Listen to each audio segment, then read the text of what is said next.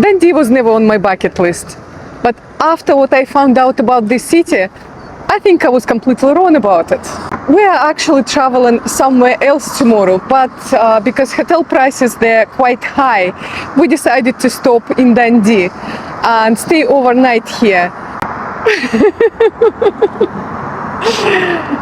It's much more affordable. And also, Jim always wanted to come to Dundee, so his wish came true. What's being Dundee? Is this no Aberdeen? No? Oh my god. So today we're giving Dundee a chance. Let's see what this city is really like. Let's go. That way, okay.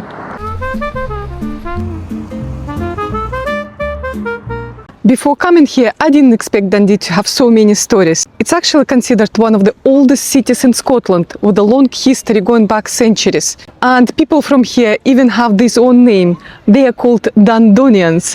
I actually really like that. It sounds quite special. So Jim, what do you think about Dundee so far? Do you like it? I'm only here 5 minutes. Yes. Do you like these 5 minutes? Yeah, it's different. And the weather helps as well, isn't it? It's nice. In fact, Dundee is known as the sunniest city in Scotland. Not something you expect, right? That's unusual building. You see, is a museum. In 2014, Dundee became the UK's first UNESCO City of Design. And later, this led to opening of the V&A Dundee, a very modern building right at the waterfront. This building was designed by a Japanese architect, Kengo Kuma, and the idea was to make it look like cliffs on the Scottish coast. That's why you see all these horizontal concrete lines. They are designed to look like layers of rock. And the building also stretches out over the water, so it almost looks like it's floating. It's very modern, but at the same time, it connects to nature and the landscape around it.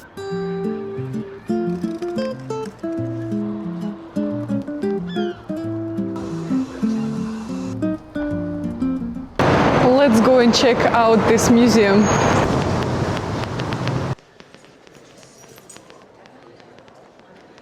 That's the model of the building.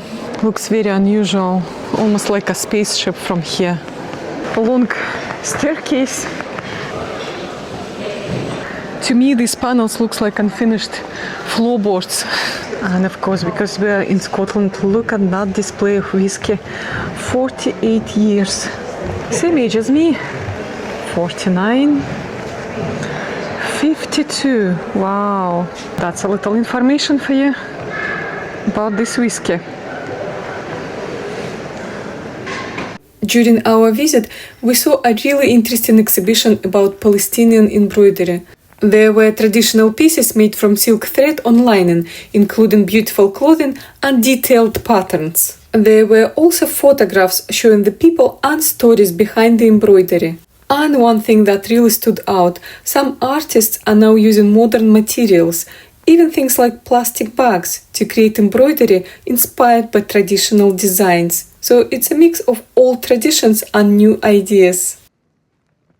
This coat actually gave me that Vivienne Westwood vibe. In another gallery, there was more focus on Scottish design. We saw tartan fabrics, Shetland shawls, and some furniture, including pieces in the Glasgow style. That's a lovely tartan jacket. Nice green color as well. Here is more tartan on display.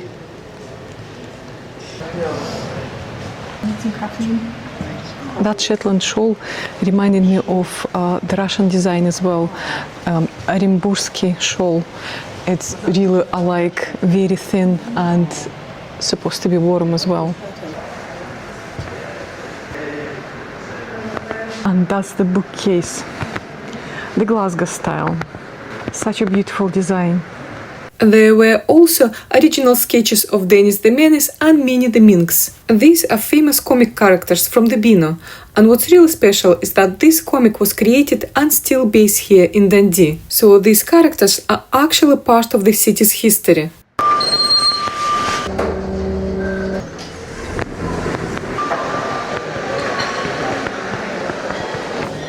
Look at that cushion. Wow, £140. This apron cost £65 and a robe £120. I think I will pass. This building looks very fancy from outside, but to me it's a lot of unused space inside. And here, right next to V&A Dundee, is the RRS Discovery. This ship was built right here in Dundee in 1901, and it sailed all the way to Antarctica with Captain Scott on his famous expedition. It's incredible to think about the freezing conditions, the rough seas, and the month they spent away from home. Normally, you can go on board and explore the ship, see where the crew slept, ate, and worked, and really feel what life was like back then. The entrance is not free, so you need to buy a ticket if you want to go inside. This time we decided to skip going on board and instead explore some other museums, but that's just another reason to come back to Dundee. And another interesting thing, the ship is sometimes used as a venue for private events. People can actually dine in the same room where Captain Scott and his crew once ate, which is quite unusual and really brings the history to life. Even from the outside, though it's still impressive. A piece of history that traveled to one of the coldest places on Earth, and it's still standing here in Dundee today. Look at that sand, white sand. Feels like Maldives, right here in Dundee. One thing that really surprised me, that this city is the birthplace of Grand Theft Auto. Yes, one of the most famous games in the world. It was created right here by the company known as Rockstar North. And even more impressive, Dundee was the first place in the world to offer a university degree in computer games. So it's not just an old city, it's also a very modern one.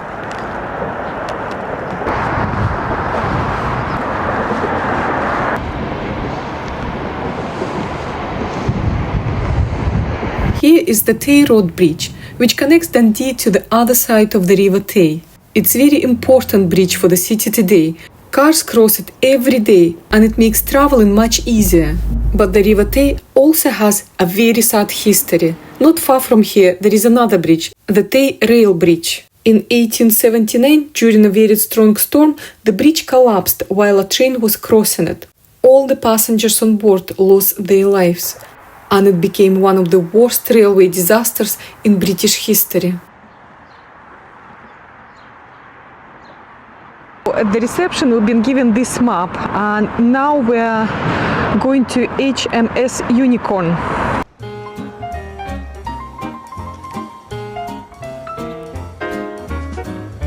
This is North Car Lightship. It was used as a floating lighthouse, helping guide ships safely through dangerous waters. Before modern technology, this was very important, especially in bad weather or at night.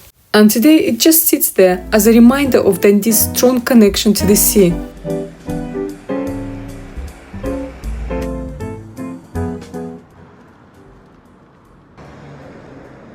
I'm now standing next to the HMS Unicorn, and this is actually one of the oldest wooden warships in the world. It was built in early 1800s, and what's really interesting that it was never used in battle. Instead, it was used as a training ship and later stayed here in Dundee for many years. And just look at it, it feels like stepping back in time, really.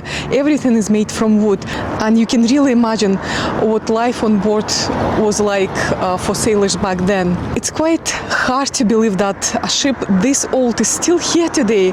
Definitely one of the most unique things to see in Dundee. Beautiful reflection on the water.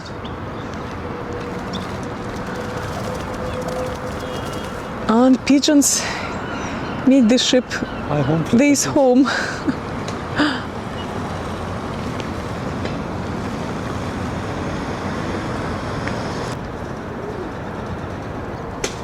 Some parts of the ship look like in very rough condition and needed a repair.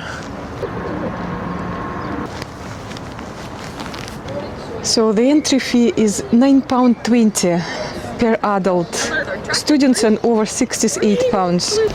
Let's just quickly film just the entry. This wooden door. Look how low it is.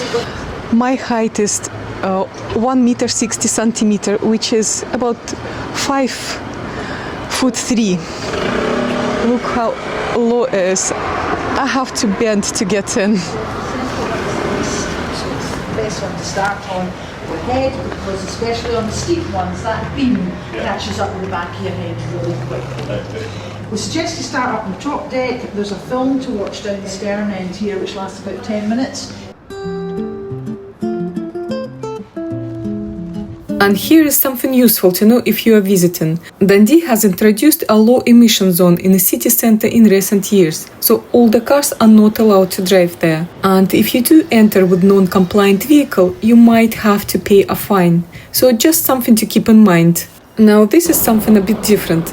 This green dragon statue is based on an old local legend from Dundee. The story says there was once a dangerous dragon, and the hero came to fight it and protect the people. Today is just a fun and unusual sculpture in the city centre, and actually a lot of people stop here to take photos. It definitely adds a bit of character to the place. Right here you can see the statue of Adam Duncan. He was born in Dundee and became a very important admiral in the British Navy. He is best known for winning a major naval battle in 1797 called the Battle of Camperdown. This was a very important victory at the time, and it helped protect Britain. And right next to the dragon we found a really interesting place, the Bridgewater Station restaurant.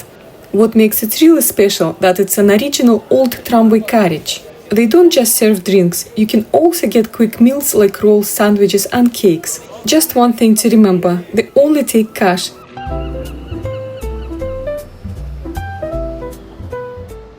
Our next stop is the McManus Dundee's Art Gallery and Museum. The building itself is absolutely stunning, built in a Gothic revival style with lots of beautiful details. Inside you can see artifacts connected to Picts, the early people who lived in this part of Scotland many centuries ago. There are also beautiful stained glass windows on display and a really impressive collection of art. It's a great place to learn more about the history of Dundee and see some lovely pieces at the same time. This log boat is 8.8 meters long and 1,500 years old. Here's a little bit of history of Picts. The name Picts disappeared after 9th century AD, basically when the Scottish kingdom appeared and the name Picts has changed.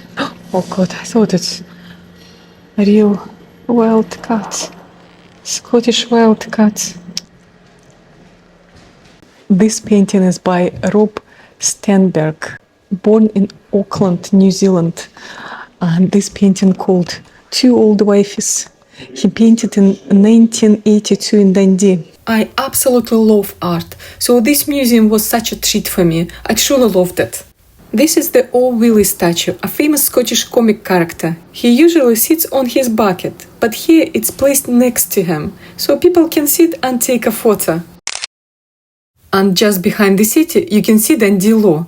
This is the highest point in Dundee and one of the most famous landmarks here. A lot of people call it volcano, but it's actually what's left from volcanic activity from around 400 million years ago. At the top there is a war memorial, and from there you can get amazing views over the whole city and the River Tay. And here is something quite surprising. Mary Shelley, the author of Frankenstein, actually spent time here in Dundee. She lived here for a while before writing the novel, and some people believe the ideas for the story may have been influenced by her time in this city.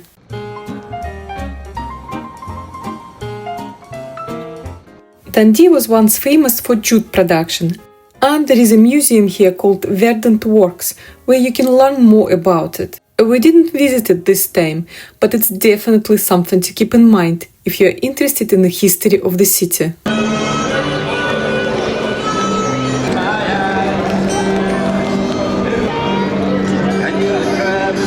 After dinner, we went for a walk to see Dundee at night.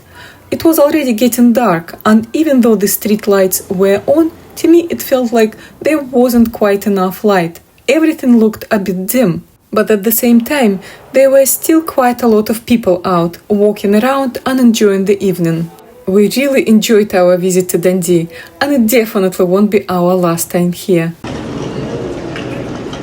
Dundee was never on my bucket list. But it was on mine. Thank you so much for watching. Don't forget to like and consider subscribing. And if you enjoyed this episode, then maybe you will like this one as well. Until next time, bye for now.